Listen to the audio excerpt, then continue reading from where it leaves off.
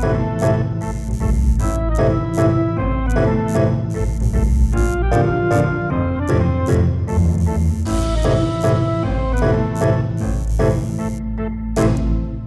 enough boot talk, Matt. We've just spent the past... Enough boot talk. As we are wont to do on this show, we've been talking about clothes before we started recording, or even we might have been recording and you've just started listening. You're very welcome to Beneath the Skin, the show about the history of everything told through the history of tattooing. This is a free episode, so if you're hearing this on the free feed, hello. And you remembered to introduce the show, Tom. Yes, I did. And it's funny because yesterday we were because we have a load of really, really cool episodes coming up in the next couple of weeks.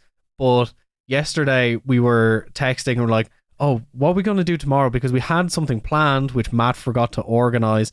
And we were like... No, I didn't forget to organise it. I couldn't have organised it because the person that we're going to interview is going to be on a plane. That's why. Had you contacted them before I texted you yesterday? No, but I'd remember not to contact them because I knew that they were travelling, and so I knew it wasn't going to be available. So I was having a nice singular pint in the pub after I finished work, and we were talking about like, what are we going to do? Because we have loads of stuff coming up in the next couple of weeks that we have planned out and we have booked in. And then Matt said, out of nowhere, said, I have a really good idea. It'll be a surprise for tomorrow. So Matt, hit me. What's the surprise? Well, you also said let's do something early 2000s for the Gen Zers. Mm-hmm. For the 2000s kids. Something for the Y2K.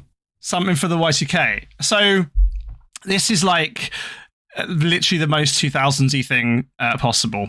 I think when it comes to tattooing, and I'll ask you the question first so we can get the topic opened, and then I will tell you how I came to think of it as a topic. So, how much, Tom? Because we were also talking about money and how we didn't have any to buy all the boots that we wanted to buy. How much money would I have to pay you for you to get like my Instagram handle tattooed on your forehead? I don't think, since you no longer have a no limit credit card, I don't think you have enough money, Matt. How much we talking here? How much we talking here? Like, you know, we're no longer talking about what kind of guy you are. We're just haggling over the price now, Tom. So, you know, as they say, I would say maybe about 5 mil. 5 mil. Mm-hmm. Okay. Well, how about if I told you that back in the early 2000s, a woman sold the rights to tattoo the URL of an online casino for $10,000. This is a story that I am somewhat familiar with. Good. Well, we're going to talk about advertising tattoos today, Thomas. Yeah. Because it's very 2000s-y.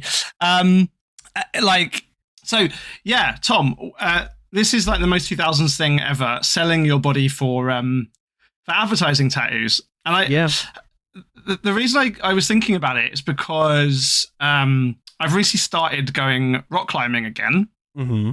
I used to go rock climbing like 10 years ago, got out of the habit, had a big existential middle-age crisis of how I was going to die, you know, frail and weak. And so I thought I'll just go back into climbing. And as part of that, I started watching some videos on YouTube of climbing, like watching the International Sport Climbing Federation, like World Cup bouldering stuff. And Layla came in while I was watching that and was like, has that woman got a Red Bull tattoo? And of course, like, she didn't have a Red Bull tattoo. It's just that she had a temporary tattoo of the Red Bull logo, which basically happened pretty much at the same time as you were saying, think of something 2000s-y to think about. So that's where it came from. I don't know, like, maybe we can start with this present stuff and work back to the early 2000s stuff and where this whole thing comes from.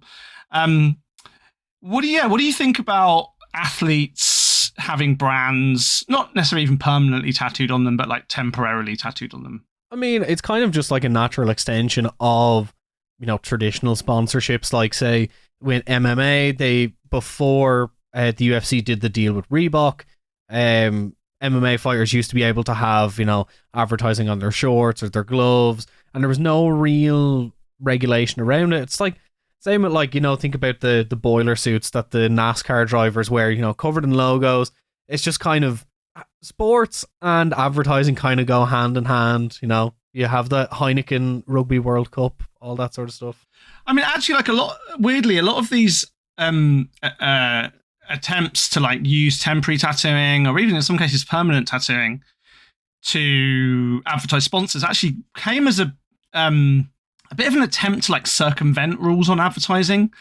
So, and it wasn't just like tattooing, but there's also things like contact lenses and also like hairstyles. In lots of sports, particularly like amateur and Olympic sports, there were all these rules about, not having advertising, or not having particularly prominent advertising, or not advertising sponsors that weren't, hadn't paid particular kind of bounties to the Olympics committee and stuff. And so initially this idea of like putting tattoos or temporary tattoos on the body was a bit of a like workaround. Like it was kind of the, there's no rule that says a dog can't play basketball kind of thing. Like there was no rule against tattooing yourself with the sponsor logos. For the Air Bud defense. The Air Bud defense, exactly. And so what we've got now, actually, and I went and looked at this in preparation for today, like actually explicit rules now in like, for example, World Athletics. So the rules that cover the Olympics and like other kind of athletics meets around the world. World Athletics sanctioned events specifically say in Rule 7, Rule 7.4, Rule 7, nail, body art, hair designs, and jewelry. Athlete sponsor names, logos cannot feature in tattoos, whether permanent or temporary, and includes the use of henna or similar, hair designs, contact lenses, or nail art. For the avoidance of doubt, athletes may have tattoos and they may have hair designs and contact lenses. Athletes can wear jewelry, including body piercings and watches, subject to Clause 6.5 of these regulations, which I guess says what kind of jewelry you're allowed to wear, including the design, the name or logo of the jewelry brand. So you're allowed to wear jewelry, but you're not allowed to wear tattoos. You're not allowed to have your sponsor name shaved into your haircut, like a Nike swoosh or whatever, contact lenses or nail art. So that's like an explicit rule. And it even says, you're allowed to have tattoos. And coloured hair and contact lenses, but like you cannot use them to be advertising. Yeah, and it kind of makes sense because the way that advertising works in the world of sport is that, and in general in most live events, there is a pre-negotiated advertising package that is negotiated between the hosting party, i.e. either the sports federation or whoever's putting on the event, and TV companies, because the broadcast companies are going to be selling ads on whatever is being shown, but also they will, work back and forth with, say, the host that, like, say with rugby and the advertising with Heineken, you're going to have to pay a lot to get, a Guinness ad on a Heineken sponsored rugby match. So it's like they probably have already pre-negotiated these deals, and, sports brings in a lot of money. Yeah, and like, it's always kind of vying for control. So the rules for the IFSC, the International Federation of Sport Climbing, so they actually do allow these temporary tattoos, but within the rules that govern like logos and sponsorships on equipment and clothing. So they have like size limits for sponsor logos on hats and on jackets, on chalk bags and shoes. So they basically say you're allowed to have a tattoo as long as it's of a total size limit of 18 square centimeters. That's still pretty big. That's pretty big, right? Yeah. So if you're looking to make money from your tattoo sponsorship, climbing is the way to go. But it was interesting to me because I haven't looked at these rules in a long time, and last time I remember looking at it was like 10 years ago. And then we'll skip back 10 years ago, and then we'll skip back even further. 10 years ago, New York Times basically reported on a woman called Lauren Fleshman, which is a kind of funny name for this. Fleshman, I think it is. No, it's spelled Fleshman, Fleshman. Okay. Yeah, Lauren Fleshman, who was going to run the New York City Marathon in November 2011. wearing temporary tattoos that advertise an energy bar company she founded with her husband. And then she had to rub them off before she started the game. And then she said, "It's crazy you don't own your skin," she said after the race. And then, quote New York Times, "A new international rule goes into effect on Sunday, however, will give professional track and field athletes greater opportunity to display logos on their uniforms." And so the actual headline of this article is, "As sponsorships dwindle, track officials loosen the rules for athletes." So, like 10 years ago, there was this basically sense that, particularly for sports that weren't getting loads of sponsorship money, like marathon runners, like the article mentions a pole vaulter who a branded pole. Well, yeah, he got a branded he auctioned himself off on eBay. This pole vaulter called Adam Nelson for a short 1-month deal. Like, there was a sense that these sports, and maybe this is true of climbing, right? That, like, where there's not much money, this is a way for athletes to make some money. So yeah, I don't know. Like, it does bring into all these questions about, and we talked a bit about it when we talked about copyright, for example, when that's come up in our conversations on the podcast. Like, who has the right to your body? Who has the right to what you do with your body? Isn't there something kind of problematic even about this desire to control what you put on your body? And then I guess, like, the other question is there something kind of profane, like kind of problematic about selling your skin in the first place from the other direction, right? Like Marx famous said, like, when you've kind of, I'm paraphrasing, but it's something like when you've exploited the workers, all they have left to give is the skin off their backs. And there is a sense that, like, when it's got to the point where people are having to sell space on their bodies to, like, make money, maybe we should feel uncomfortable about that, right? Yeah, and it goes hand in hand, particularly obviously being more prominent in less popular sports, stuff like rock climbing, or, I don't know, the like weird milk cart racing, whatever you'll want to think, is that when you have particularly a sport or an interest that is like quite small, usually what will happen is the kind of handful of equipment companies that dominate the supply of equipment will generally just have like a hold on the sponsoring of these events. But also, I think the timing of that case is super interesting because it really kind of coincides with, like, 10 years ago, like, social media, and particularly social media marketing, really popping off. And, like, now, obviously, as someone who up until relatively recently dealt with a lot of, like, marketing people, the kind of idea of the viral moment is key, because in reality, discovery for quite a lot of brands is quite low, because you can either pay to be put directly onto people's feeds. That kind of came a little bit after 2013, but, like, at this time, everyone was kind of, social media was new and it was flashy, and people didn't really fully understand it, but they understood kind of what virality was. So, if you have a funky tattoo, or like some kind of outrageous, like, branded thing for someone who's doing a weird sport, then that can be, this viral moment. Honestly, I think if you want a masterclass in regardless of whether you think it's extremely cringe or not, you have to look at, like, Liquid Death's whole marketing stuff, like, about kind of who are they? Are they like one of these like payday loan companies? No, have a guess what Liquid Death make. Oh, Liquid Death. I thought it was Liquid Debt. Yeah, Liquid Death. No, not what you need.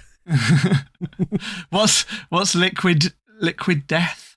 So Liquid Death is canned water. Okay. And started by Mike Cesario, former drummer of a great hardcore band called Twitching Tongues. Kind of was born out of the idea around, in the hardcore community and a lot of punk, there's the concept of straight edge, where you don't drink, you don't smoke. There's, like, vegan straight edge, where you don't eat animal products.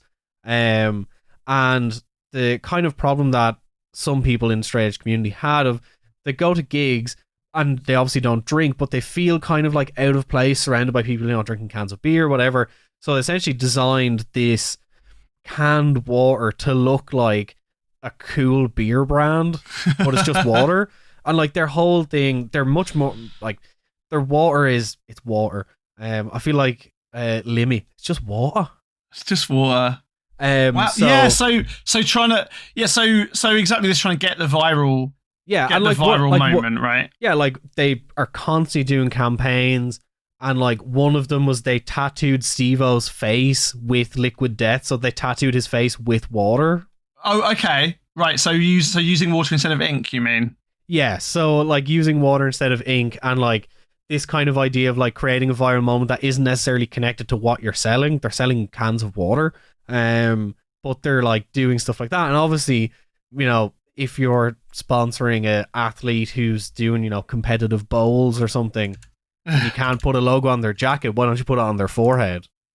Well, yeah. So this was like, you know, this was sort of something that was rumbling on through the 2000s, like, and I think.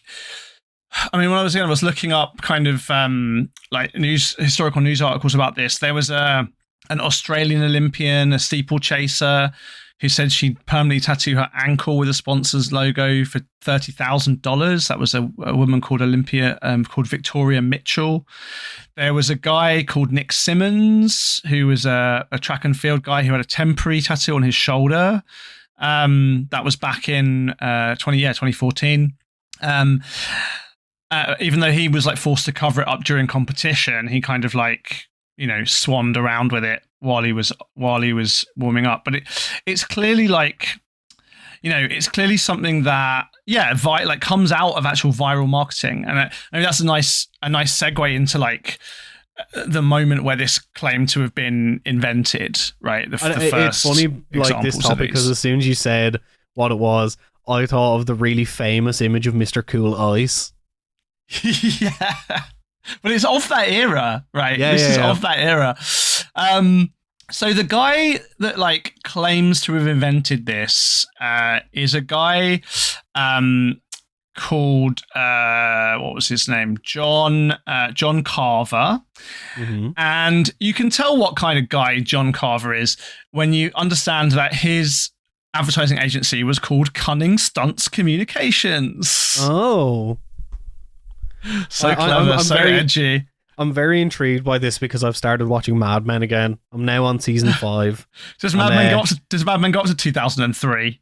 No, but I've just seen Peggy Olsen try to sell beans. So this guy John Carver, who runs the edgily 2000s-y named Cunning Stunts, basically claimed back in 2003 to have invented this, he called them 4 hair ads, if you can imagine, right? Like 4 hair heads, but with the ADS capitalized. And the initial idea was to recruit university students, pay them £4.20 an hour to get their head stamped with a temporary tattoo brand logo. They must also agree by contract to be out and about with other people for 3 or 4 hours a day. Right. When I was at uni, there were people who were paid to like drive around in like cars that had Red Bull cans like on the roofs. Yep. Did you ever Those see are that? Still around. Are they? Yeah. So this is this kind of era, although again, clearly it didn't work out too well because the agency closed down some years later. And when I was looking for like what this guy John Carver was up to now, I found an article about like, yeah, he was on Grand Designs, like he had a kind of big Grand Designs house. Is that? I need to find this Grand Designs episode. Oh yeah, yeah, this like 70s bungalow in Sussex. So you get the kind of vibe of this, like, you know, it's this kind of absurd, macho, kind of like edgy advertising, you know, kind of idea.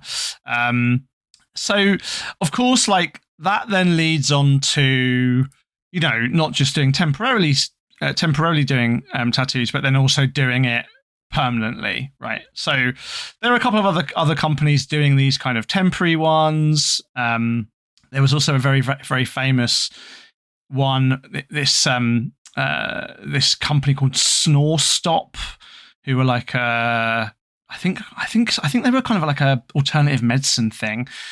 It's probably those like strips that you put on the nasal strips that stop you from snoring. Yeah, maybe. And like this guy who actually went on to work in advertising and have his own PR agency, he sold his forehead for $37,000 on eBay for 30 days, which led him apparently to become known as Forehead Guy. Right? So one thing I'm going to say is thank God ephemeral ink wasn't around at this stage. Oh, Jesus. Right. So don't give him any ideas. So that's the temporary stuff. It's sort of in the air. In like 2003 and then like early 2005, this guy, Andrew Fisher, gets this snore stop thing. As best I can tell, the first like permanent forehead tattoo was on a guy, and I wrote about this funny enough back in my PhD thesis, because this was happening around the same time as I was writing my PhD thesis, on a guy called Brent Moffat. And he basically posted, he was a professional body piercer. The auction was titled Forehead Tattoo, Not Temporary. He'd also was clearly a bit of an attention-seeking guy. He had a kind of Guinness World Record for the most number of piercings done in a single session, for example. So he was clearly a guy that, like, you know, craved publicity. And he basically said, yeah, I'll tattoo my forehead with anything you'd like for a minimum of 1 year. By the auction's close, it had attracted 25 bids. And the winner, Golden Palace Casino, paid $10,100 for the right to emblazon their website URL in heavy block letters above his eyes. So he was clearly kind of like the first person to do this.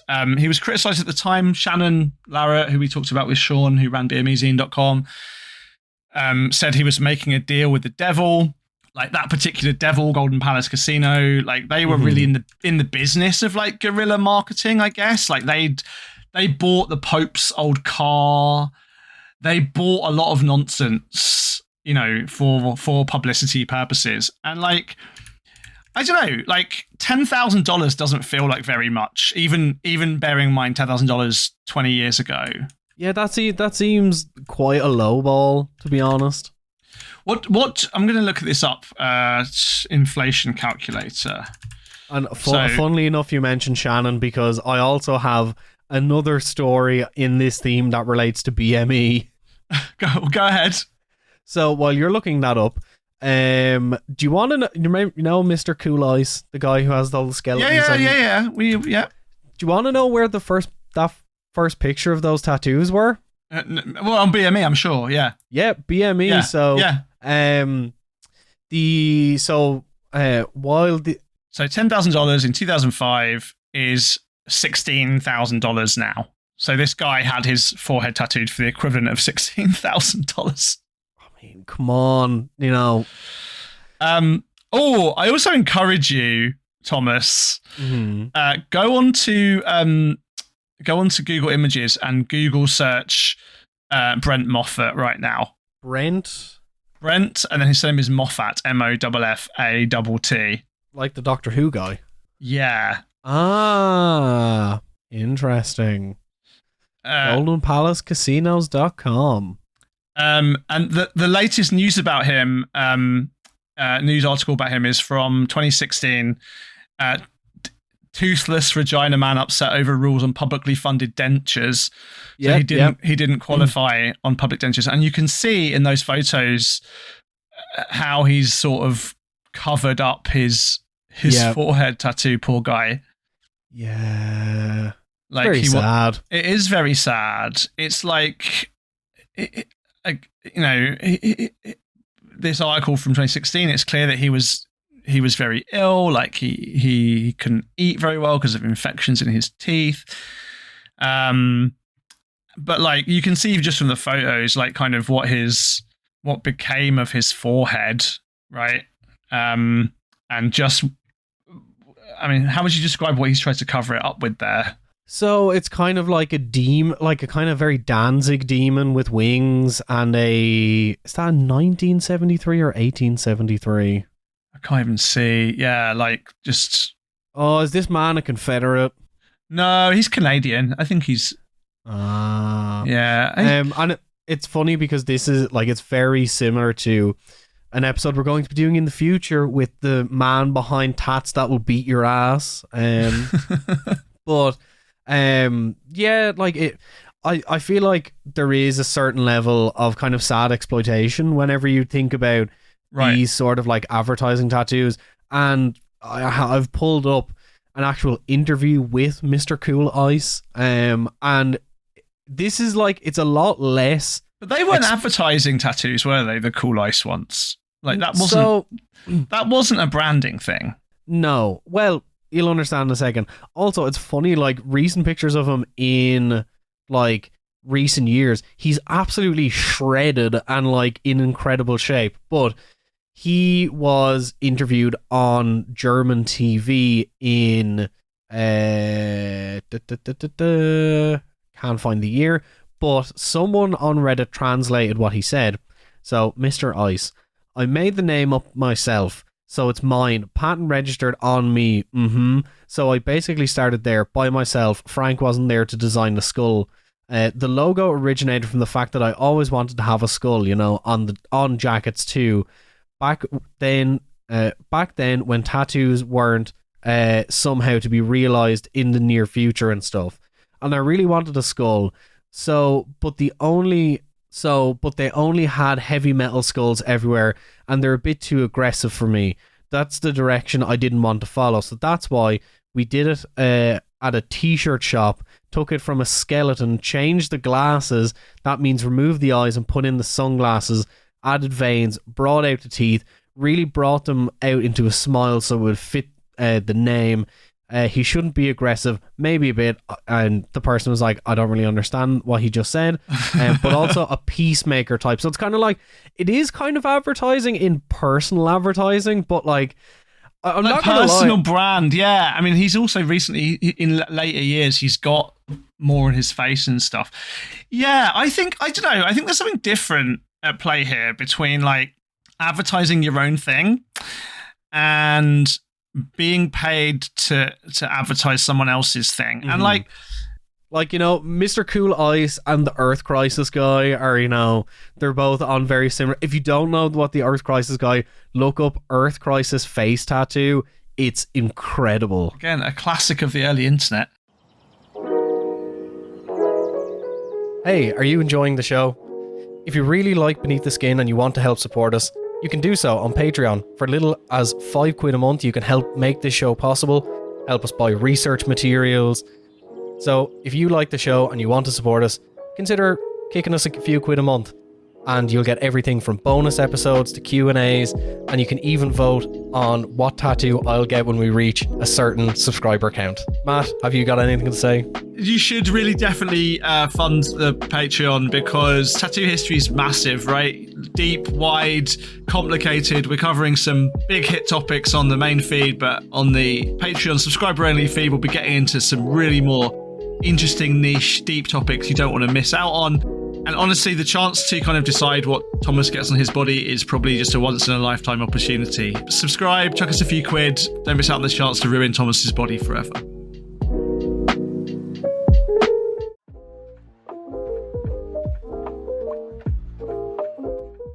Everyone knows that tattoo aftercare is one of the most important steps in getting a new tattoo. We all want our fresh new tattoos to heal as easily and hassle-free as possible so we can show them off to the world. That's why Saniderm's here to help. Driven by science and innovation, Saniderm products have been thoroughly tested and used by doctors and tattoo artists alike for over 10 years. Saniderm brings cutting-edge technology to make your tattoo healing process a breeze. No more messing around with cleaning and plastic every few hours with Saniderm's amazing range of aftercare products. I personally have used Saniderm to heal my tattoos in the past, and they made what used to be a daily process of setting reminders on my phone to clean and rewrap my tattoo into a one-step process. Their medical grade products include aftercare balms, soaps, and my favourite, their second skin aftercare bandages. Saniderm's tattoo bandages are designed to be waterproof, breathable, and keep your new tattoo protected from whatever the elements can throw at it, so you can get on with your day, worry-free, and confident your new tattoo will look vibrant and will heal faster. Plus, their products are all natural and ethically sourced, so you can take comfort in knowing that you're healing your tattoos with nature's finest ingredients. So next time you're in an artist's chair, why not try Saniderm, healing your tattoos the modern way so you can get on with your day. Check out the link in the description of this episode for discounts on a range of Saniderm products or for more information. But like, so I was this stuff, and this is sort of to get a bit more kind of theoretical about this stuff. But I was writing my PhD at this time, and this stuff was, and certainly this next story, which we'll get onto, was a real like penny drop moment for me, because when I started out writing my PhD, I was very much like,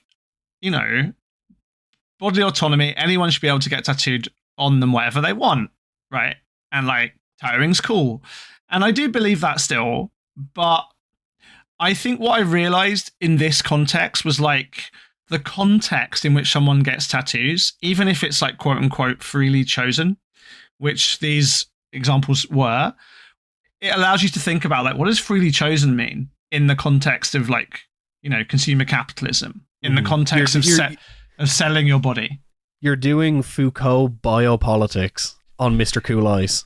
Yeah, well, maybe not on Mr. Cool Ice, but certainly on like Brent Moffat, and certainly on this next case I'm going to mention, because and it was a real wake up call for me to think about tattoos in the way that I do now, as like contextual, and to not think naively about like, yeah, if you want to do it, it's fine, right? Like I wouldn't necessarily want to make this kind of thing illegal, but I'm definitely going to think it's a bad idea, and I think I couldn't put my finger on like why I thought it was a bad idea.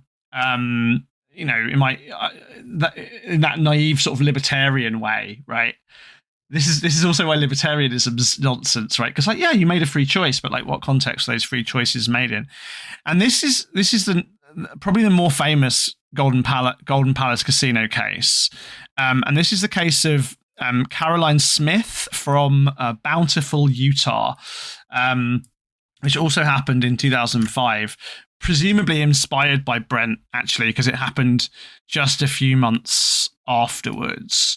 And like, as I said, Brent was a body piercer. He already had tattoos on his face. He already had a lot of publicity. This woman had no tattoos before. It was her first tattoo. And when interviewed about it, because she also sold her forehead to goldenpalacecasino.com for, again, about $10,000. This was her first tattoo, right?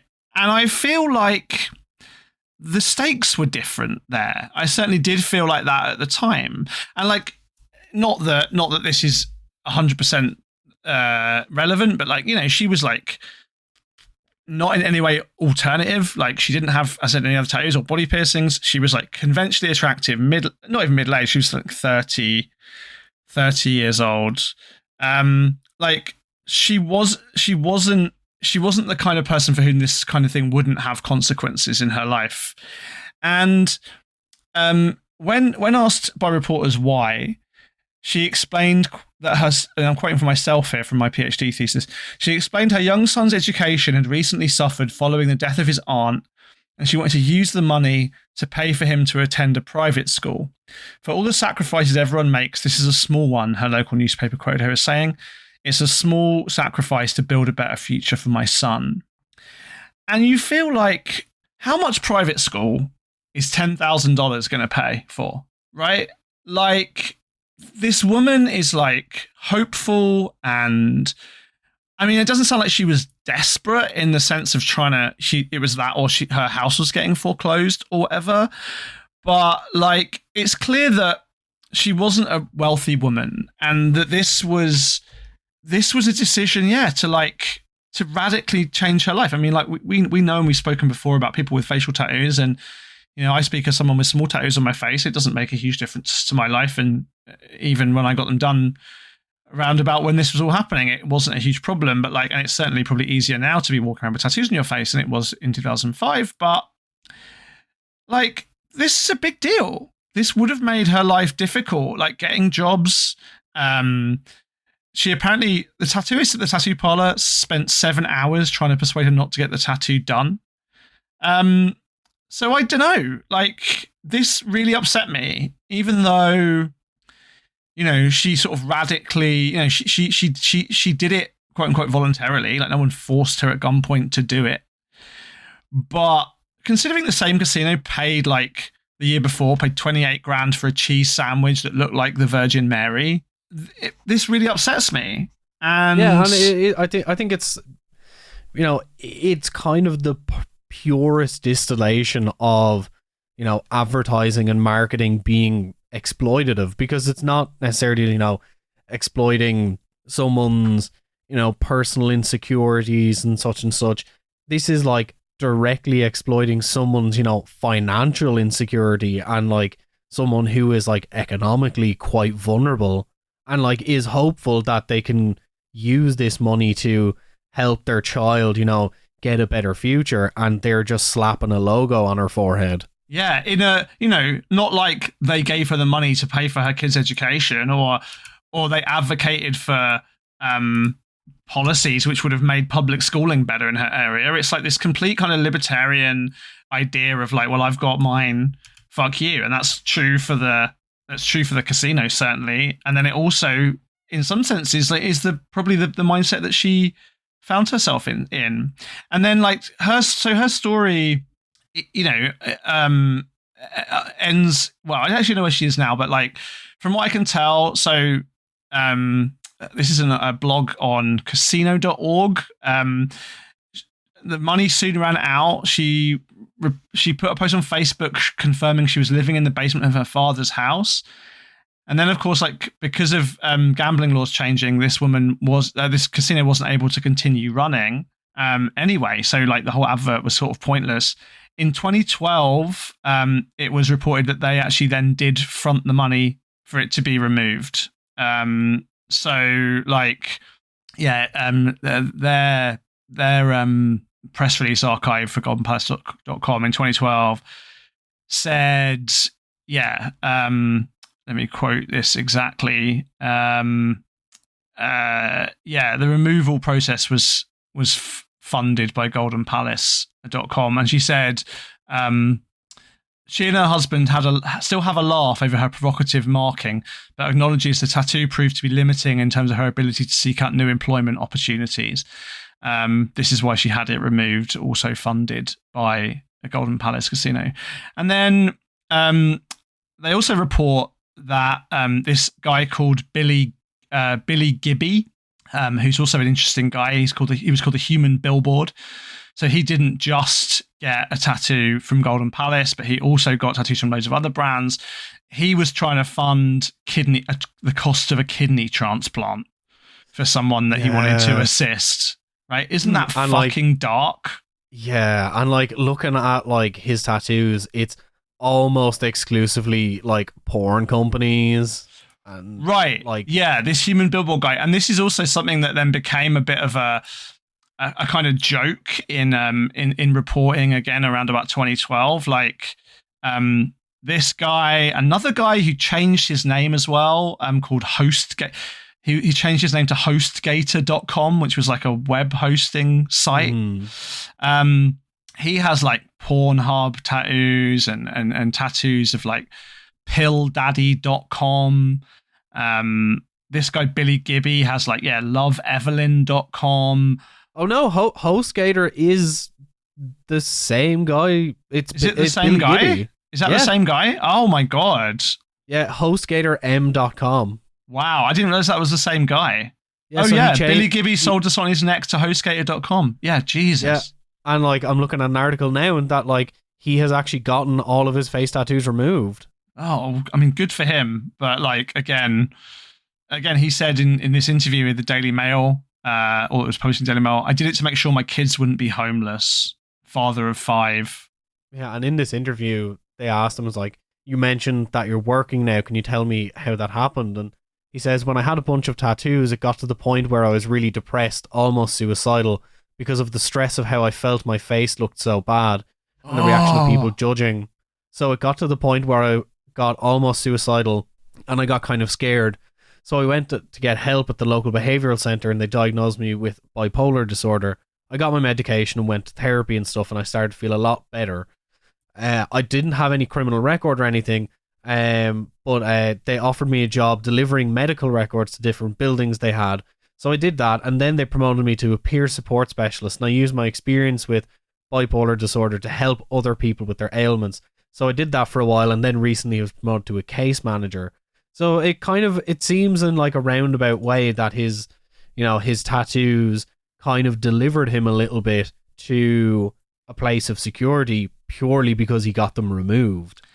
Yeah, and I'm reminded again of like maybe a story we should do as a separate episode on, but the story of the sad, in some senses, uplifting story of like the guy that gets called Zombie Boy, right?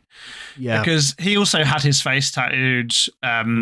Famously featured in a Lady Gaga video. Yeah, exactly, and he got a lot of hassle on the internet at the time as well, but it sort of worked out pretty well for him in some senses. Like he made some money and had an interesting life because of it. And I think like, yeah, I mean, again, I think the kind of the conceptual issue here for me is this issue about, this kind of thing will get rolled up when you read these historical articles and stuff. They get wrapped up in these bigger discussions about the stupidity of having your face tattooed in general, or even tattooed in general with like, won't you regret it when you're older kind of conversations. And for me, again, like this particularly, the Golden Palace foreheads, like really helped me disambiguate that problem in my mind about why I don't mind people. In fact, I'm very positive and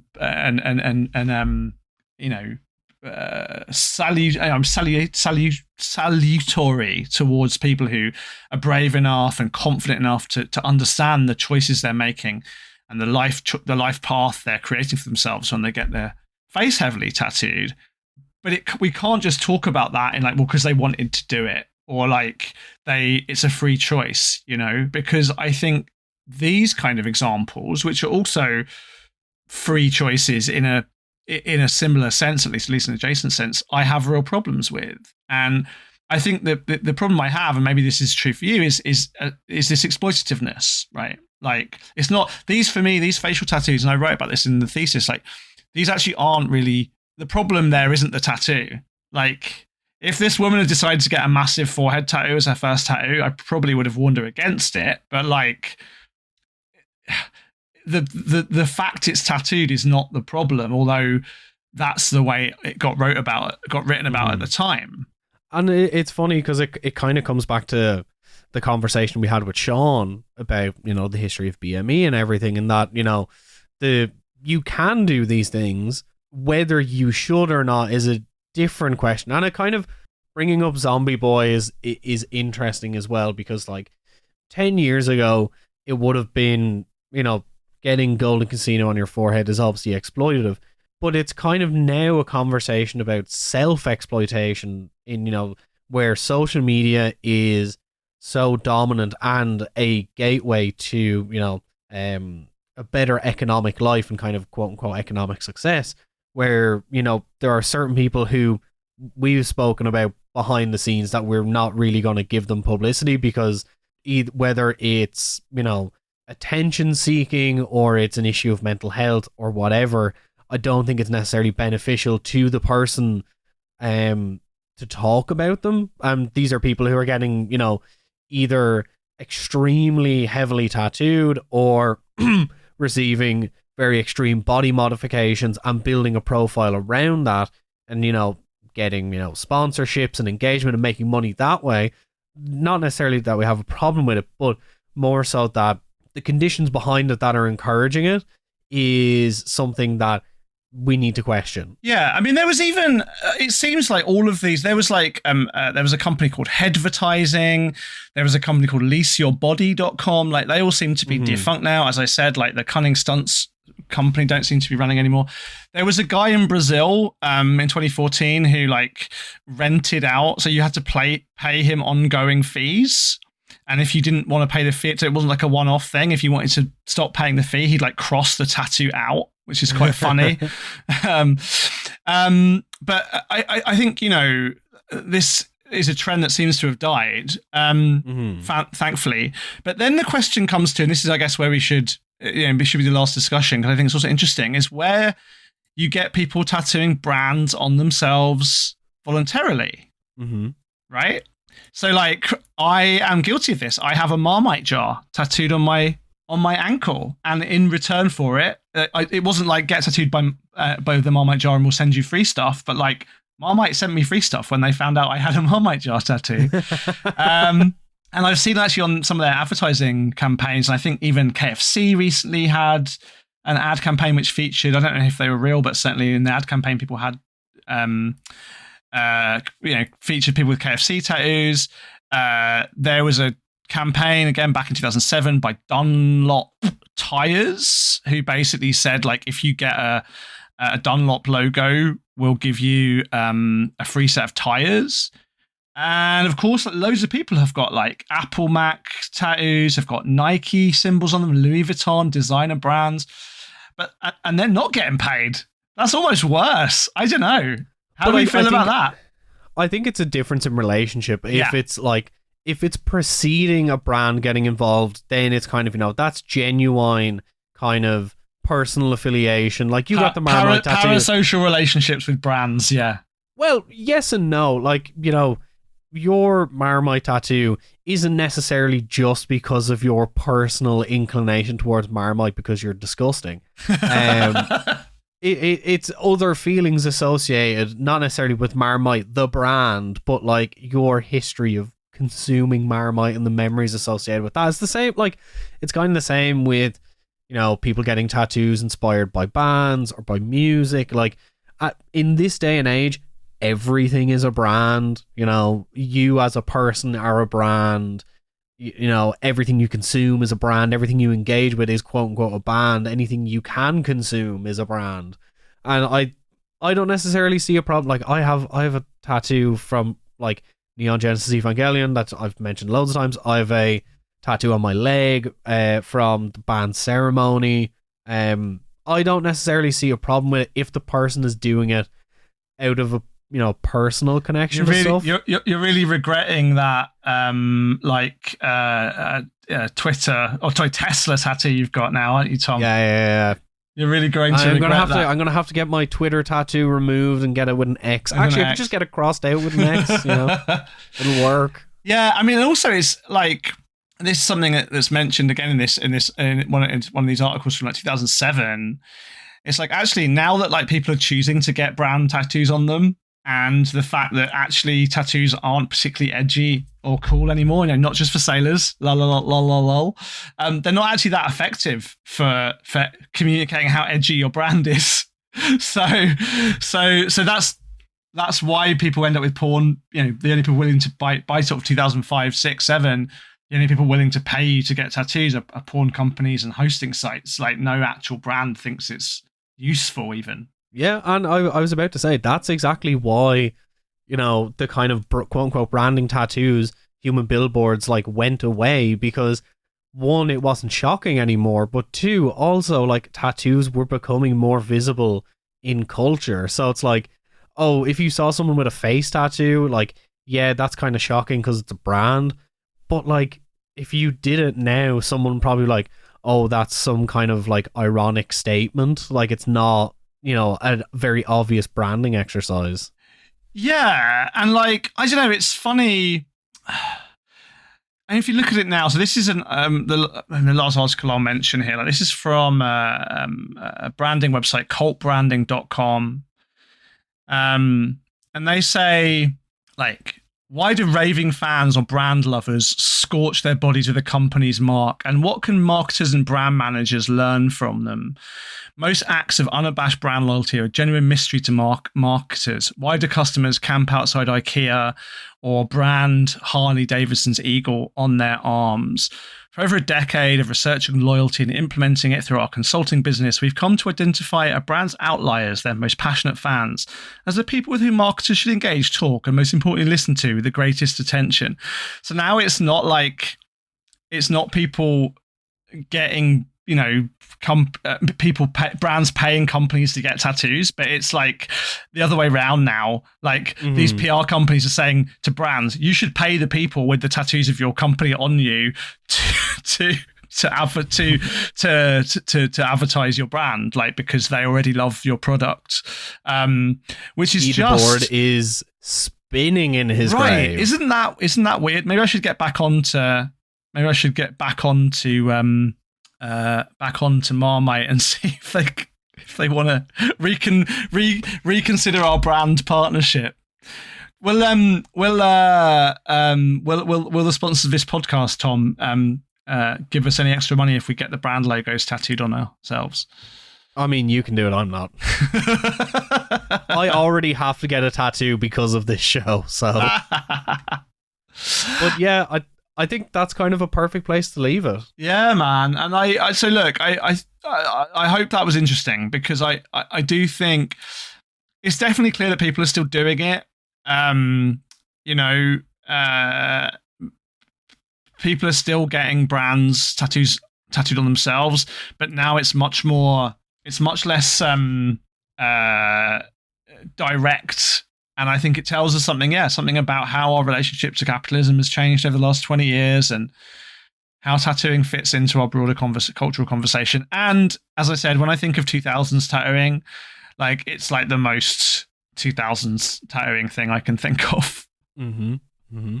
But with that out of the way, I want to thank you all for listening to Beneath the Skin. I'm Tom, as always. It has been Matt. I don't have my laptop, so I won't be able to do the Patreon shoutouts, but thanks to all the patrons. Thank you. If you enjoy this episode and you want to hear more like this early, plus all of our bonus content, we're currently doing a series about all of the cool art and artists that have influenced tattooing but aren't necessarily tattooists on our Patreon. You're going to say something, Matt? Yeah, you're gonna have to cut this in earlier on, because I just found another article. But I want to thank all of you for listening. So, if you enjoyed this episode and you want to hear more like it, hear them early, hear bonus episodes, we're currently doing a series on the art and artists that have influenced tattooing that aren't necessarily tattooists over on our Patreon. We have like lots of cool episodes, like with Sean Porter behind Sacred Debris. We have some upcoming episodes that we can't really talk about just yet. But check it out. For as little as £5 a month, you get to support the show and you get all that cool stuff. Plus, also, if you missed out on our recent merch drop, we do have some excess stock that will be put on our online shop. So, link will be in the description down below. It's beneathskinshop.com. But thank you very much from me, Tom, and from Matt. Thank you. Bye.